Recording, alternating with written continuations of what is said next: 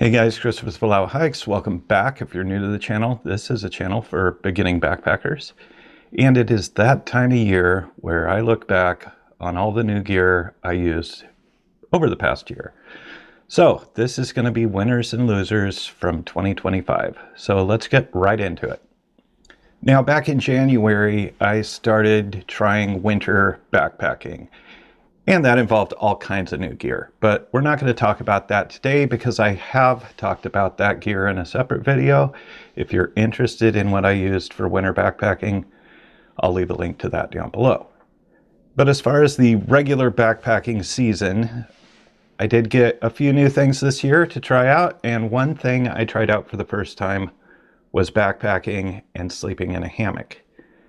And so I did a little research and I did pick up an all-in-one system, and the hammock I picked up was from Nomad Nest. This was an 11-foot hammock and I bought it on Amazon, and that's going to drive a bunch of hammockers crazy.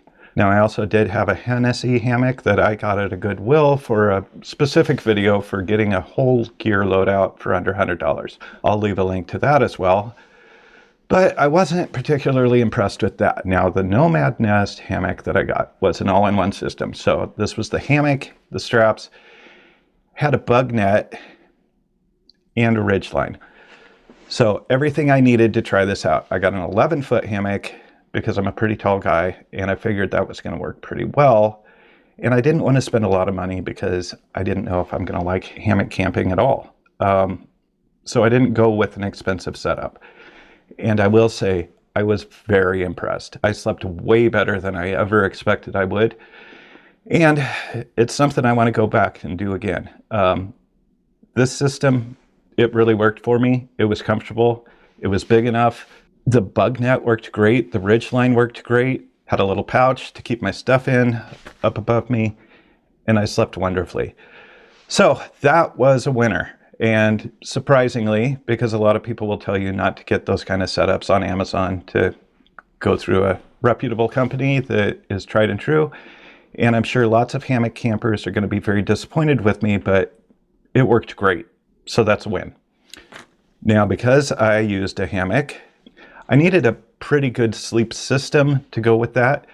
And so I did some research, and quilts can be very expensive, especially when you need a top quilt and a bottom quilt. Now, I could just use a sleeping bag and a pad, and I tried that with the Hennessy hammock, and it didn't work out real well for me. Looking around online, I saw really great reviews and a really good price point for a company called Hang Tight.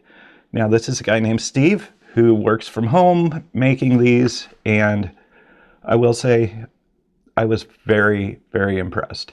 Now, what I got was a 20-degree underquilt and a 20-degree top quilt. I got what's called the ground dweller setup that had some shock cord on it, so I could also use it if I wasn't in a hammock and put that around my sleeping pad if I'm tent camping, which I did on the same trip. Now, when I first got this, I took a look at it and I was like, there is no way this is 20 degrees. It just looked kind of small. It compressed really small. So I was a little concerned about staying warm out there. And I will say, after that first night, I was super impressed. Like I said, I slept really well in that hammock and I stayed warm. And because of that, I've actually used that top quilt on every trip I've taken after that. I completely abandoned the sleeping bag. It's really great in that I've never used a quilt before, but I found it so much more freeing, less confining than a sleeping bag, and I stayed warm. It was great. So kudos to Hang Tight. I'm going to leave a link to everything that I used below here if you're interested in checking them out. But that absolutely was also a win, and I'm going to keep using that going forward. Moving on. Now, last year, I went to the Trinity Alps with Carl Mandrioli and a group of backpackers for a Patreon trip from Backpacking and Blisters podcast. And while I was on that trip, I noticed about 3 of the other guys had a water filter, which was the Katadyn Be Free. And watching them filter water, I was so impressed with how quickly they were able to do that. The flow rate looked amazing. And they said it is until it isn't. So I guess they do have a tendency to start to reduce in flow, but I also discovered in the off season that you can get that flow back really easy. So traditionally, I have always gone with Sawyer products, and I've been pretty happy with them. But over time, the flow rate does kind of slow a little bit, and I wanted to try something different. So I picked up the Katadyn Be Free, and I was super impressed with it. Used it for the rest of the season, and had no problems whatsoever. It flows really quickly. It's easy to use, and I can't say anything bad about it. So once again, this is a winner, and I'm going to continue to use the Katadyn Be Free going forward. Now, earlier in the year, my mother bought me a REI gift card for my birthday. And I went to REI, and like a lot of people who have been backpacking a long time, I realized I have pretty much everything I need. So I tried something new, and that was Injinji sock liners. This is the brand that makes the weird toe socks. I was curious. I always use liners. It really helps me to avoid blisters. I've heard good things about these. I was skeptical. It seems a little weird. I felt like my toes are going to feel weird in these things. Just an odd thing. But I was curious. I had the gift card. So I picked these up and I tried them out. And I will say they didn't feel weird at all. I was worried that I might get blisters, not using the regular liners that I usually do. But these were super comfortable. I didn't get any blisters. And the only problem with these is I forgot that I had bought them. So on the last couple of trips, I didn't bring them. But they're comfortable. They were basically free. And again, I have nothing bad to say about these as well. The Injinji sock liners with separate little toes. We're going to call that a win as well.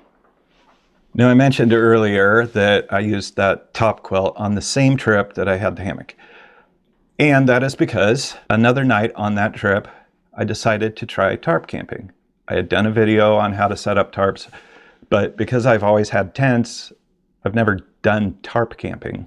So specifically for that video, I picked up a tarp just for demonstrating how to pitch that. And I didn't want to spend a lot of money, but I also didn't want to use some blue tarp from the hardware store. So I purchased a tarp from Amazon from a company called Hyke. Now, this worked out pretty well. It, of course, has guy out points on it. And I took it and I used it and it worked fine. I mean, most tarps are pretty much going to work the same. This was about 30 bucks. Not ultralight, but it certainly worked as a tarp. And I slept just fine. So if you want to go lighter, tarp camping's an idea. You'd probably want to go lighter than this if you're going ultralight, but it worked fine.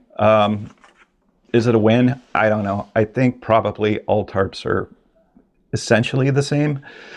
But it worked out, and I mentioned it because it was new to me, and it worked fine. Now, another piece of gear I picked up this year was a headlamp. Now, my headlamp has worked fine for me, but it doesn't seem to hold a charge for as long. I've had it for a long time, and it was the original Nightcore NU20 before the super popular NU25 came out. And I really didn't want to get the NU25. I don't know why. I just liked what I had. I wanted something similar. And fortunately for me, apparently other people wanted the same thing. So Nightcore came out with the NU20 Classic, basically trying to target that audience who loved the original NU20. And so I picked it up, and here it is. And unlike the old one, it has the shock cord. So a little bit lighter, and it's still very intuitive. Just 2 buttons here, and it works great. So it was a win. I kind of like the old head strap a little better. It seems to be more comfortable for me, but overall, I mean, this works great. Headlamps are headlamps, but this one's light, intuitive, easy to use. I am still using my NU20 Classic. I took this on a couple of trips. Works great. Seems a little brighter than the other one, but essentially they both do the same thing. Pretty happy with this. We'll call it a win as well. I will say, unlike last year, I didn't buy a lot of new gear this year. But one thing I'm always looking at is footwear. And for the longest time, I wore Merrell Moabs. And I still do, depending on the situation. And I'm really happy with them. They're durable, they're rigid, they're comfortable. Always loved them. And over the last couple of years, I've decided that I'm going to get on the bandwagon and buy some trail runners. Now, I started out with a pair of New Balance, and that was because I was going through the Grand Canyon. I wanted to have something a little lighter, and those worked fine, believe it or not. And I continued to wear those for a while, not so much backpacking, but they were comfortable. And I continued to do a lot of research. And then I went with a pair of trail runners from Merrell, and those were terribly uncomfortable. I got those last year. It took a while to break them in. Over time, they started to feel better. But I didn't continue to use them. They just didn't fit my needs. But I'm stubborn, and I continued to look for trail runners. And after getting feedback from last year's best and worst videos, I did get a lot of feedback, and a lot of the guys giving me feedback talked about Topos. And I also learned the hard way not to buy shoes online. And my local REI didn't have the Topo Pursuits, which a lot of people suggested, but they did have the Mountain Racer 4s. And I picked these up because, first of all, I need a wide toe box, and these definitely had that. They've got great tread. They look pretty cool, and they were pretty comfortable.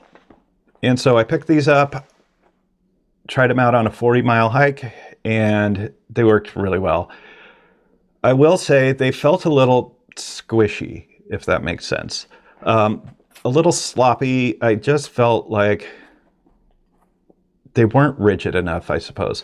So a lot of play in my feet. I do tend to have some pronation, so my feet kind of go like this. And I noticed over time that felt a lot more pronounced using this shoe. Why that is, I'm not quite sure. But again, I don't feel like they're terribly rigid in the center. I mean, they feel pretty good right now. But I did find that there is a difference between trail running shoes and hiking shoes. So I've been doing a little more research. I could continue to use these, but they're not that perfect thing for me. The Merrell Moabs are great, but of course they're heavy, but they are rigid and comfortable. So I keep going back to those, but I kind of want trail runners for those long, long hikes where I want to cut a little bit of weight, but I want some comfort. So I will say these were not a winner. They're fine, but they're not the right trail runner for me. So I'll continue to be on the lookout. If you guys have any suggestions, let me know. And that's it. It wasn't a big year for gear. After this many years, I kind of got things dialed in. So I will say a lot of those things were great. I'm glad I tried hammock camping, and I have nothing to say that's bad about that hammock. So if you want to get into that and you don't want to spend a lot of money, that might be a good choice for you. But I'll leave links to everything below. Give your thoughts. I'm interested in knowing what new gear you got this year and what worked for you and what doesn't. And again, the trail runners, I am open to any suggestions. I'm just looking for a wide toe box, but lots of stability. So I want to thank you guys for stopping by, and I'll see you next time.